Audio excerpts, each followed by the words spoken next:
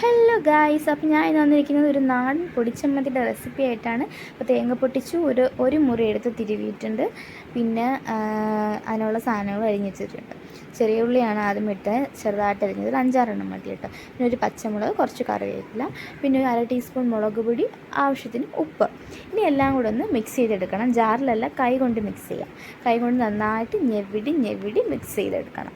Okay, അപ്പോൾ നമ്മുടെ ചമ്മന്തിക്കുള്ള തേങ്ങയും സാധനങ്ങളൊക്കെ മിക്സ് ചെയ്ത് വെച്ചിട്ടുണ്ട്. ഇനി നമ്മൾ ഗ്യാസ് ഓൺ ചെയ്യുക. ചട്ടി വെച്ചിട്ടുണ്ട്, ഒരു മൺചട്ടി ഞാൻ എടുത്തിട്ട് നാടൻ ഫീനൊക്കെ കിട്ടട്ടെ. അപ്പം പിന്നെ നമ്മൾ ചട്ടിയിലേക്ക് വെളിച്ചെണ്ണ ഒഴിച്ചു. പിന്നെന്താണ്, അതെ, കടുക് വറ. അപ്പോൾ നമ്മൾ കടുകിട്ട് പൊട്ടിച്ചു, വറ്റൽമുളകിട്ടു, പിന്നെ കറിവേപ്പില. അതിനുശേഷം നമ്മൾ നമ്മുടെ ചമ്മന്തി എടുത്തതിലേക്ക് ഇട്ടിട്ടുണ്ട്.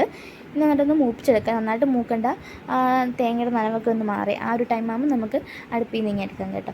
നമ്മൾ നന്നായിട്ട് മിക്സ് ചെയ്ത് കൊടുത്ത് കുറച്ച് നേരം ഒന്ന് ഇളക്കി കൊടുത്തിട്ട് എടുക്കുക. ചമ്മന്തി റെഡി ആയിട്ടുണ്ട്. ഇനി നമ്മൾ ചമ്മന്തിയുടെ കൂടെ, ഈ ഒരു ചമ്മന്തിയുടെ കൂടെ അപ്പമാണ് കേട്ടോ ബെസ്റ്റ്.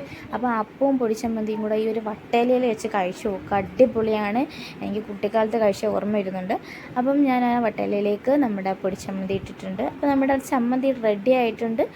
അപ്പോൾ എല്ലാവരും ഒന്ന് ട്രൈ ചെയ്ത് നോക്കുക കേട്ടോ. അപ്പോൾ ഇന്നത്തെ ബ്രേക്ക്ഫാസ്റ്റ് ഉഷാറായി.